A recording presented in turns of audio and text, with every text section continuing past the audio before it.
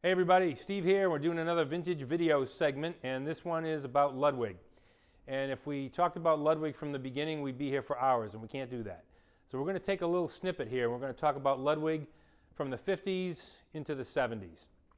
And in the earlier part of the 50s, you may recall there is a company called Leedy and Ludwig.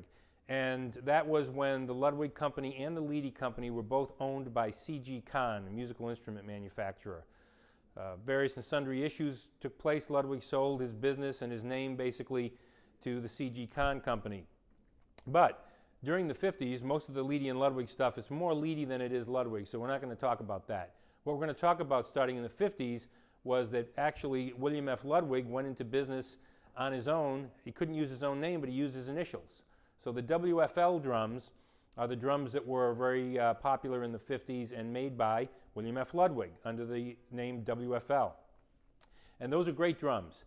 When you look at what was made during that particular era, those shells were more often mahogany, poplar mahogany, a 3-ply shell with a very rounded bearing edge for a very full, fat sound. And the mahogany is a soft wood. It's going to give you a very warm, rich sound.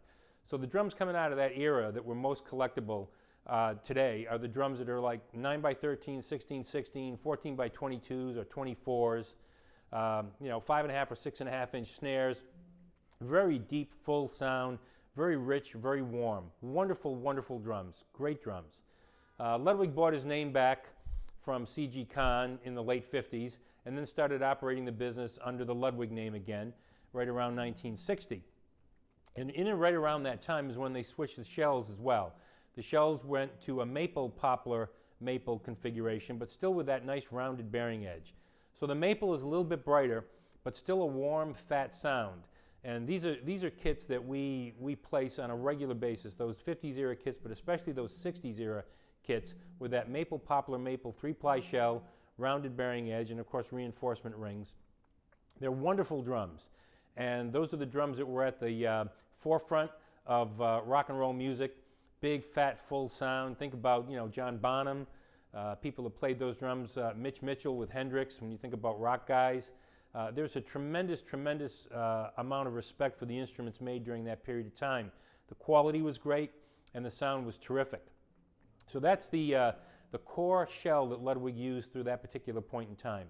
Really nice drums, and especially good sweet spot with that edge is for the larger size drums, 13, 16, 22s, very common combination there. When you went to double toms, 8x12, 9x13, 16x16, 14x22.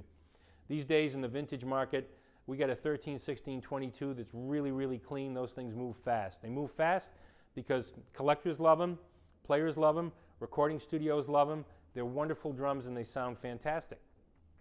So move it a little bit further forward. You get toward the later 60s, Ludwig changed from a Keystone badge to the blue and olive badge.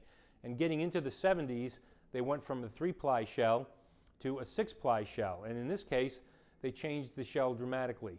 The 6-ply shell was all maple, number one. Number two, no reinforcement rings. And number three, more of a 45-degree bearing edge.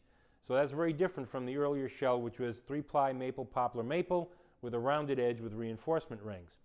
So that 70s shell and that 70s edge made for a brighter sounding drum. So what you had then was, it was logical if you think about it, the advent of rock and roll and everything else that was going on at that point in time.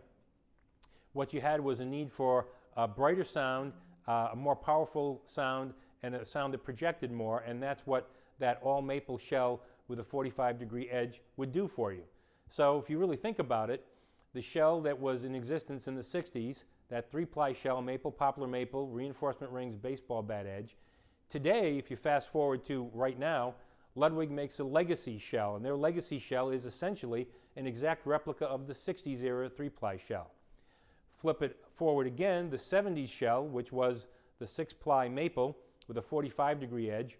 Today, Ludwig makes their classic series, and their classic series is basically a reproduction of the 70s shell. So the beautiful part of that is the sound that was so desired in the 60s and 70s is still available today through Ludwig with the legacy and classic maple shells. That's today's version of the same thing. So if you think in terms of that sound, you can get that sound, and it's a terrific sound. basically the same sound as you had before in the 60s and 70s.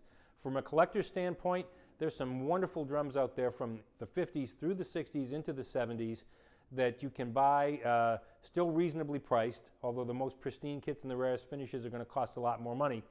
But they're wonderful drums, and you really ought to give them, check them out. Find a kit, you'll play them forever and you'll love them. So we're going to do more specific segments on Ludwig, little sections, earlier sections from the 20s and 30s, but we'll take those a step at a time so it doesn't get to be too long.